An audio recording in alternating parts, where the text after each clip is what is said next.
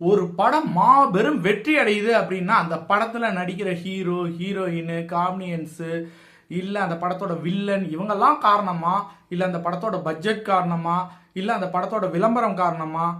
ஒரு படம் வெற்றி அடையுதுன்னா என்ன காரணம் அப்படின்னா அந்த படத்தோடைய கதை மட்டும்தான் காரணம். கதை கரெக்டா இருக்கணும், அந்த கதை நகரும் விதம், திரைக்கதை மிக அழகாக இருக்கும் பட்சத்தில் அந்த படத்துல யாரு வேணா நடிங்க, படம் ஹிட் ஆகுது. இதுதான் தமிழ்நாட்டில் மிகப்பெரிய ஹிட்டான படங்களுக்கு உதாரணமே சொல்லலாம்.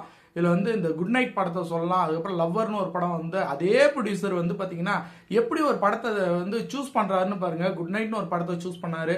அந்த படத்துல பெரிய அளவுல பேசும்படியான ஹீரோக்கெல்லாம் இல்ல, கதையை நம்பி எடுத்தாரு. அதுக்கப்புறம் பாத்தீங்க அப்படின்னா லவ்வர்ஸ்னு ஒரு படம் எடுத்தாலும் அதிலும் பாத்தீங்கன்னா புதுமுக டைரக்டர் கதையை நம்பி எடுத்தாரு. அதுக்கப்புறம் இப்ப டூரிஸ்ட் ஃபேமிலி இதையும் பாத்தீங்க அப்படின்னா ஹீரோ ஹீரோயின் இதை பத்தி எல்லாமே யோசிக்கவே இல்லை. எனக்கு கதை கரெக்டா இருக்கு, இது மக்களிடம் கரெக்டா போவோம் அப்படின்னு சொல்லி டூரிஸ்ட் ஃபேமிலி அப்படின்னு ஒரு படத்தை எடுத்தாரு. இன்னைக்கு படம் ரிலீஸ் ஆகி கிட்டத்தட்ட 12 நாள் ஆச்சு. தியேட்டர்ல நல்ல வசூல், மக்களிடம் மிகப்பெரிய ஒரு பேர் ஆதரவு கிடைச்சிருக்கு. அதுக்கு காரணம் என்னன்னு பாத்தீங்கன்னா ஒரு படம் வெற்றி அடையணும்னா முழுக்க முழுக்க அந்த படத்தோட கதை பாத்தீங்கன்னா புதுசா இருக்கணும். அந்த கதை நகரும் விதம், திரைக்கதை மிக அழுத்தமாக இருக்கணும். அந்த திரைக்கதையில ஹீரோ ஹீரோயின் காமெடியன்ஸ் வில்லன் இவங்களோட ஆக்டிங் பாத்தீங்க அப்படின்னா பொருத்தமா இருக்கணும். அப்பதான் ஒரு படம் வெற்றி அடையும். நீங்க என்னதான் பொருட்செலவு போட்டு எடுத்தாலும் என் ஹீரோ பேர் இது, என் வில்லன் இத்து, எனக்கு இத்தனை வில்லன் இருக்காங்க, எனக்கு இத்தனை ஹீரோயின் இருக்காங்க, எல்லாம் மார்க்கெட்டிங் மட்டும்தான்.